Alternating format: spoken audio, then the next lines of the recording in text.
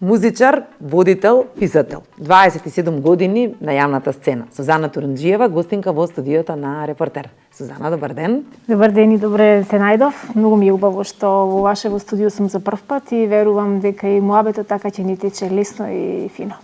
Јас сум сигурна дека муабетот ќе ни тече лесно и ти благодарам што одвои време што дојде во студиото на Репортер. Она со кое што сакаме да започнеме емисијата е твојата постара ќерка Лора, која што во пролетта се породи, стана мајка и некако неприродно ми е да ти кажам баба, меѓутоа си млада баба. Како е да си млада баба и колку и помагаш на Лора? Животот сакаше едноставно да ми искомпензира тоа што касно станав мајка. Кога ја родив Лора на 31, не се чувствува возрастна, но многу мои врснички веќе беа одамна станати мајки.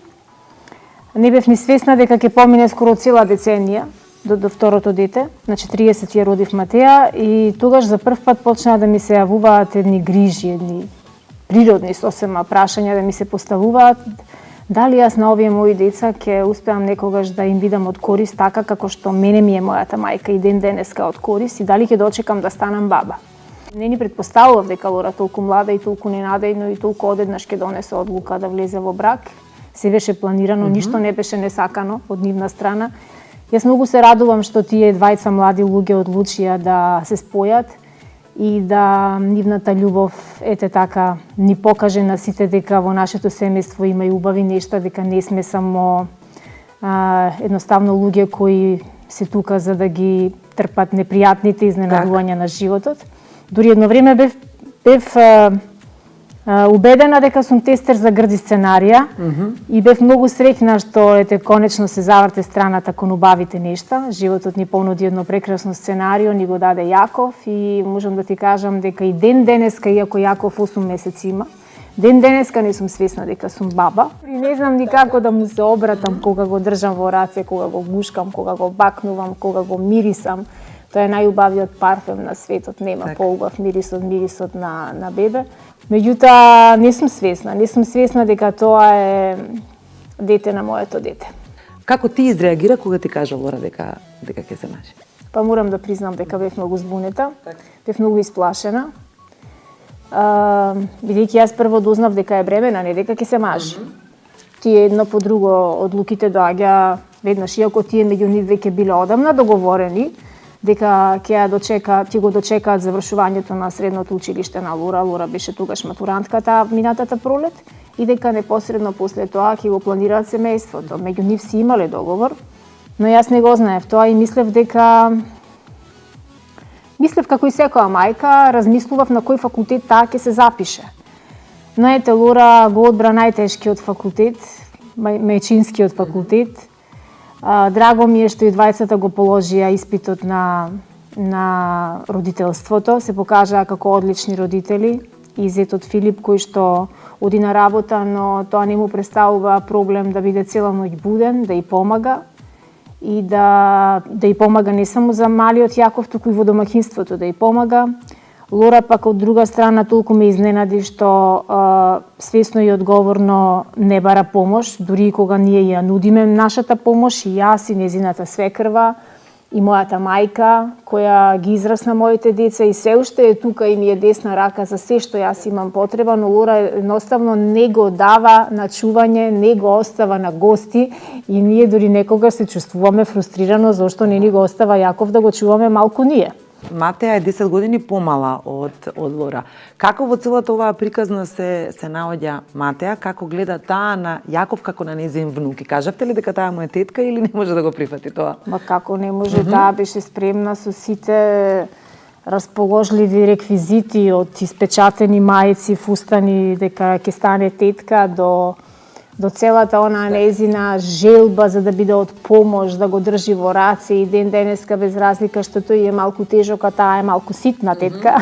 Мала тетка е, тој е голем внук, машала, но многу сака да го држи, многу сака да го чува, сака да го храни, кога ќе ја дозволи Лора, се разбира да бидеш тетка на таа возраст не е мала работа, Матеја е единствена тетка во оделението нејзино и плюс е најстара, без разлика што е најмалечка, физички е најстара во оделението и тука се чувствува далеку поспецијално од сите други деца. Кога Лора ја правеше свадбата, она за што највеќе пишуваа медиумите е присуството, одnosno неприсуството на отсуството на твојот поранешен сопруг и нејзин татко Александра Маленко.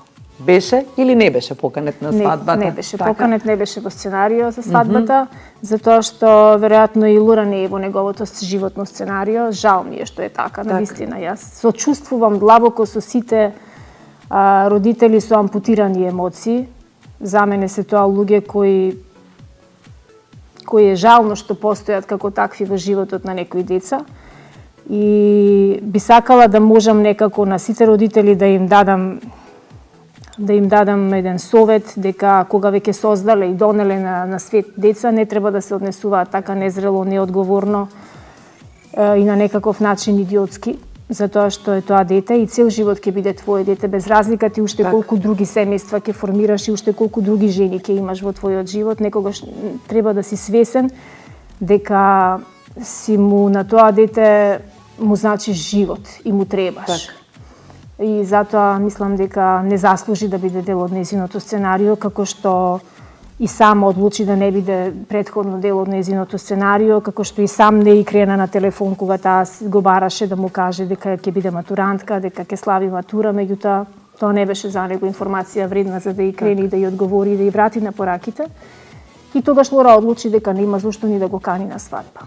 Веројатно неговата порака на социјалните мрежи дека ја патува честитка на Лора и дека е среќен дека ќе се мажине наведи нас номинарите да помислиме дека ќе присуствува на свадбата. Во времето кога пееше и поп музика и времето на музичката популарност зборувам, тогаш се омажи и со Маленко и веројатно сите реагираа тогаш на разликата во вашите години. Десетка со кромит и моментот кога тој го зема твоето презиме во матично. Александар Турунџиев, а не Маленко, што исто беше нешто на што реагираше јавноста со чудо небидување. Како сега од оваа дистанца гледаш, да речеме, на тие постапки? Па не знам, таа моја чудоневиденост толку беше од некој човек кој донесува толку брзи одлуки како што беше тој. Не ми била ни чудна за тоа што тој бил човек кој навистина така ги носел во животот одлуките како што ќе му дојде. Така и одлучил во моментот кога мене матичарот ме праша кое презиме ќе го земеш и јас требаше да одговорам кое презиме ќе го земам, но наместо да одговорам јас одговори тој дека јас нема да земам негово презиме, него дека тој ќе го земе моето презиме и сите беа чудоневидени, јас најмногу, арно, ама јас бев невеста и си ќутев тука како млада невеста. Баш млада невеста. Млада невеста 10 години постара од зетот, ама си преќутев и тој си го зема моето презиме. После си го врати, после некое време, но не е ни важно сега тоа, важно дека нити имав јас некаква, ниту му сугерирав, ниту ние разговаравме претходно, ниту бев информирана дека планира да го земе моето презиме, тоа беше чисто негова одлука. И иако прочитав се што и слушнав сега се што, ми го зема дека зборот, да. Јас сум го наговорила, дека јас се сум му кажала што да прави, дека јас сум му ја скратила младоста и така натаму и така натаму. Мислам, живи глупости се тоа на вистина. Никаква присила немаше од ниедна страна и се случи така како што требаше да се случи. Меѓутоа не сите овие години, како што и кажуваше на Лора за нејзиниот татко? Секогаш и кажував дека ние возрастните не можеме некогаш да бидеме да ги дадеме на одговорностите кои што ни ги дал животот и дека не е секој подготвен да биде совесен и одговорен родител, меѓутоа никогаш ништо лошо не кажав за него и ден денеска нема да кажам ништо лошо за него, сепак тој е нејзин татко и да не бил тој во мојот живот, јас немаше да ја добијам Лора. Му благодарам многу што како резултат на тој наш краток брак од нецели 4 години ја добивме Лора. Таа е мојата прва среќа и прва голема радост во животот.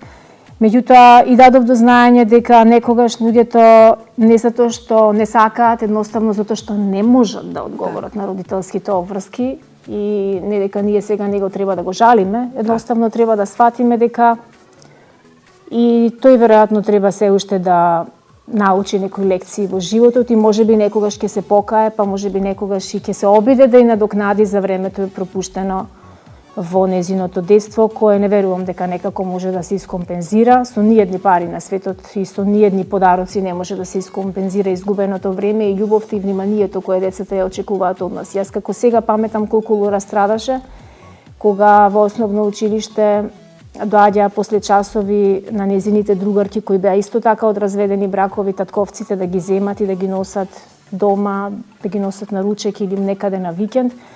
А неа секогаш ја земаше бабај Блага или ја земав јас ако бев во можност да ја земам и знам дека тоа никогаш таа нема да го заборави. Зетот се обидува да ја биде се што таа немала и знам дека Филип е причината поради која Лора се одлучи толку млада да влезе во брак, затоа што во еден толку млад човек таа виде заштитник, таа виде поддршка, ја виде машката страна која кај нас за жал отсуствува во нашето семејство. Ние за жал Турунџиеви останавме само жени. Може би е тоа некаква карма, може би е нешто што едноставно се случувало со децении, но останавме само жени и кај нас навистина имаше отсуство на машката страна, на машката фигура и незината потреба да стекне една таква поддршка и заштита беше токму појавувањето на Филип во незиниот живот. Велиш, во нашето семејство отсуствува машката фигура и ете, некако ми го иззема прашањето. Почина твојот татко, почина твојот брат, почина сопругот Маријан. Како успевавте, еве и ти и твојата мајка, да се носите со сето ова? Како успеваш ти да ги утешиш твоите две ќерки? Едноставно немаш време да размислуваш. Животот не ти дава време ниту да застанеш да плачеш, ниту да кукаш, ниту да се молиш, ниту да размислуваш од кого сега јас да побарам помош или на кого јас сега да се подпрам. Дури тогаш кога животот ќе те стави во позиција да немаш избор, тогаш сваќаш колкава моќ располагаш ти и дека овие две раменици се нешто на кое мораш секогаш да се подпреш и дека нема тука јави ми се секогаш кога ќе ти требам. Да, луѓето тоа го кажуваат како фраза, честна исклучоци, еве, има пријатели и блиски роднини кои никогаш не ме заборавиле и кои секогаш се јавуваат и без причина да ме слушнат како сум, дали сум добра, чисто да ми го слушнат гласот. Но имаше многу такви блиски роднини, имаше многу такви пријатели кои беа дел од нашите животи, но никогаш повторно не се јавија, дури некои не ни одговорија на повикот кога јас ќе се јавев. Не за да барам нешто од нив, туку едноставно за да ги слушнам. Се тоа лекции во животот кои ги учиш. Јас не размислував дека некогаш во животот ќе доживеам едно по друго толку големи загуби, дека толку драги луѓе ќе морам да ги едноставно да ги преболам, да ги прежалам. И најголемата поддршка и помош ја добивме од луѓе кои не ги познававме, верувај ми. Како мајка претпоставам дека ќе ги утешиш твоите ќерки, но што се случува кога ти треба да се утешиш од болката која што немаш време, верувај ми. Едноставно немаш време. Гледаш само како знаеш и умееш што поскоро да си ги составиш распаднатите делови од твоето тело, од твоето срце, едноставно. И ако чувствуваш дека си раскршен на делови, раскинаци, имаш лузнина секаде, но знаеш дека таму те чекаат 4 очи, 4 раце и 2 усти кои чекаат од тебе. Немаш кому, немаш на кого да се подпреш. Јас веројатно се покажав како доста жилава, како што се покажала и мојата мајка во сите големи искушенија во кои не ја фрли животот, но земајќи пример од незината сила, колку таа е силна, колку таа е прибрана, колку беше голема, огромна. Не можам да ти ја опишам незината болка кога таа беше едноставно соочена со смртта на брат ми, кој тогаш имаше само 36 години. И црпејќи од незината сила, јас црпев енергија за да се составам и за да можам тие мои мали деца да ги изведам на пат. Не сме во ниеден момент пред нив да покажам слабост, ниту да се прикажам себе си како жртва, која се жртвува за своите деца, затоа што мајката жртва создава деца жртви. Тие не се виновни за тоа што во мојот живот се случило се што се случило, но јас морам да бидам мајка храброст, за да тие во мене видат мајка хероја, не мајка жртва. Еве ќе те навратам малку назад сега кога го спомена веќе твојот починат брат Панде, често знаеш да споделиш на социјалните мрежи кога мој роден ден, кога е годишница од неговата смрт. Ја спомена тука и мајка ти. Како успеавте да го пребродите тој период? Твојот брат почина во Канада. Сите тие исчекувања на лошата вест. Можеш ли малку да се не да се потсетиш на тоа време, претпоставам дека секогаш ти паѓа тешко кога зборуваш за тоа, меѓутоа како успеавте да го пребродите тоа, како се носевте со сите тие часови на исчекување? Оваа година се навршуваат точно 18 години од неговото исчезнување, мислам дека беше вчера. Од таа причина и не го сакам ноември и гледам ако можам ноември и декември некогаш да ги преспиам, би сакала да можам да ги преспиам, но не можам.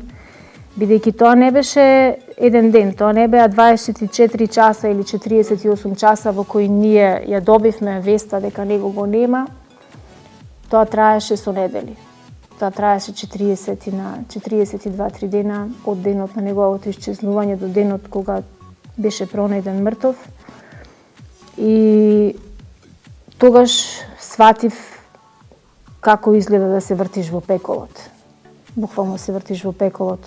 Одиш на работа не знае никој. Се враќаш дома исто така не знае никој, затоа што немав сила и храброст да ја кажам на мајка ми дека со брат ми нешто се случува, чекајќи секој момент да ми се јават дека го пронашле и дека е се во ред. Имав чувство дека тој е жив и дека нешто се случило, но дека ќе се врати дома. Иако тој беше еден толку мирољубив човек, толку чесен, толку добронамерен, одговорен родител и сопруг, кој во животот не направил ни сообраќаен прекршок, не опсул некого, не направил никаква грешка, ниту имал некаква мана.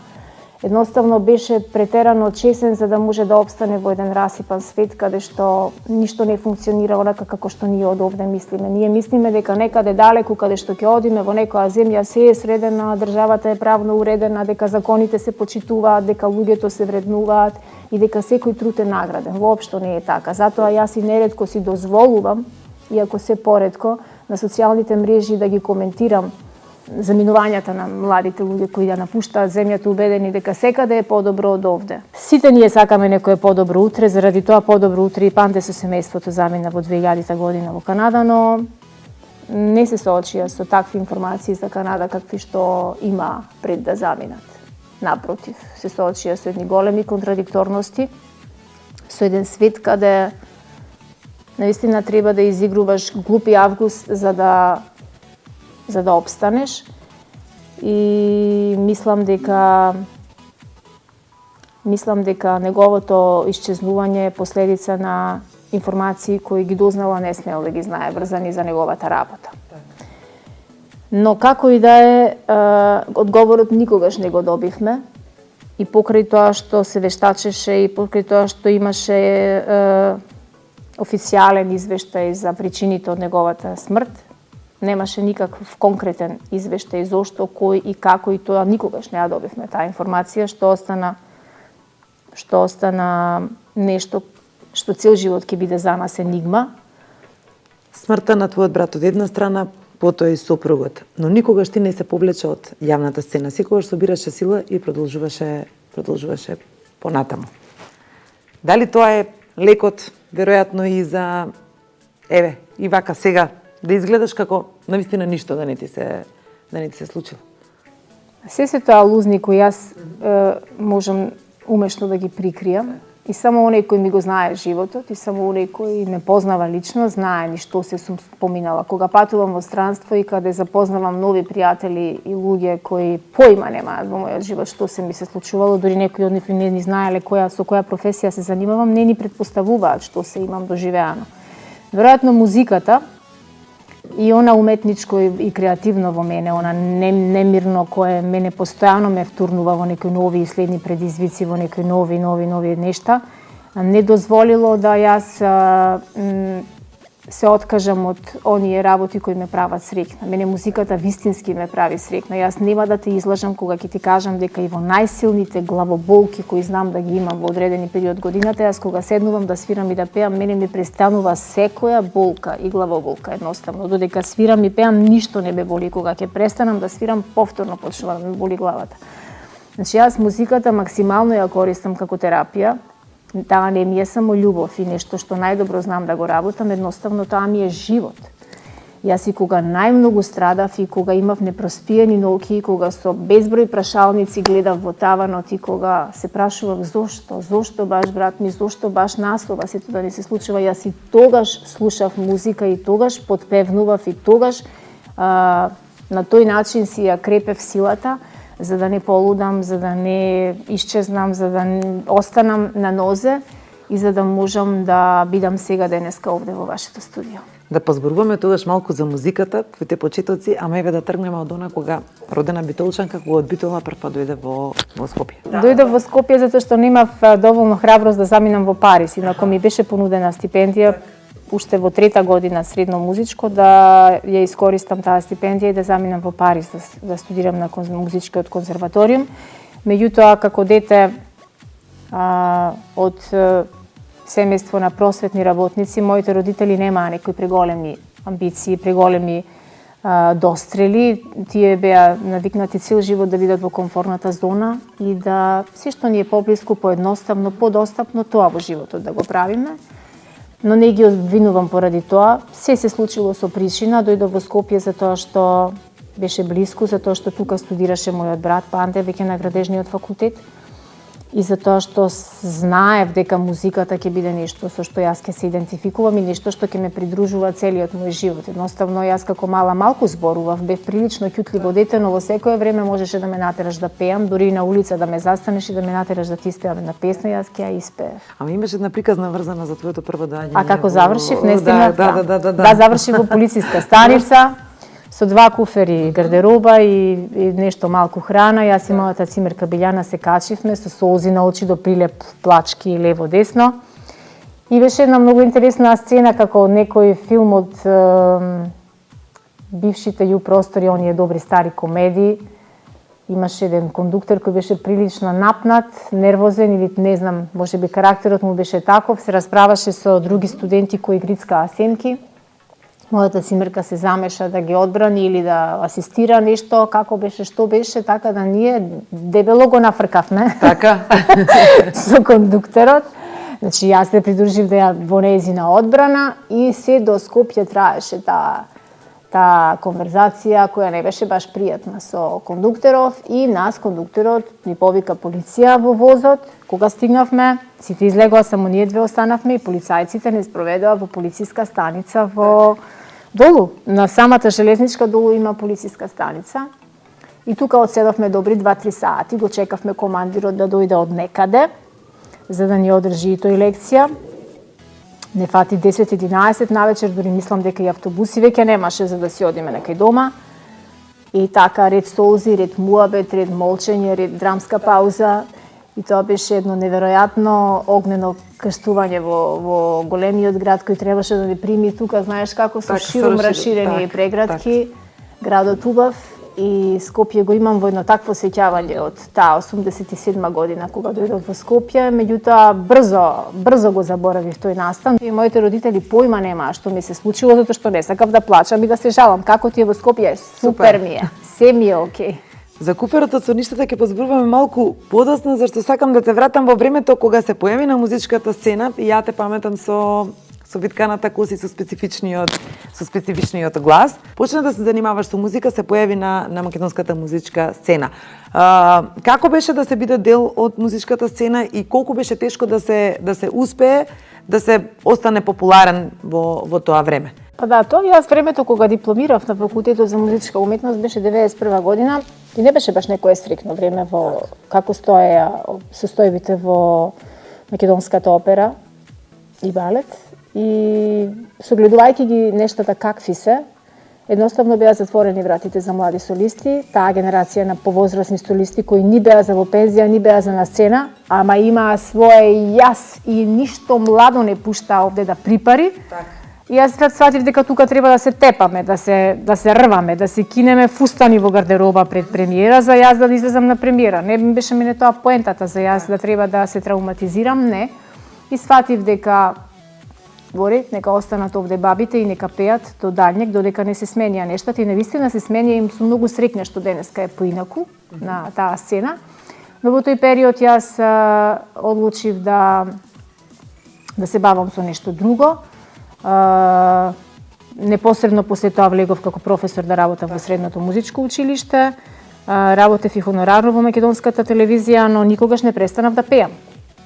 Значи, јас завршив соло пење во класата на професор Благоја Николовски, покоен, и навистина тоа е едно големо, драгоцено искуство во мојот живот, кое ден денеска ми значи и се уште не сум рекла збогум на пењето, иако на сцена се поретко и се помалку, но зверувам дека се уште ќе има години во кои што ќе имам што да отпеам, можеби по повод некој јубилеј кој што не го направив низ години заради настаните за кои зборувавме во првиот дел. Сметав дека не е време и дека можеби ќе чекам некој 30 годишен јубилеј на сцена, па тогаш ќе отпеам се што ми лежи на срце.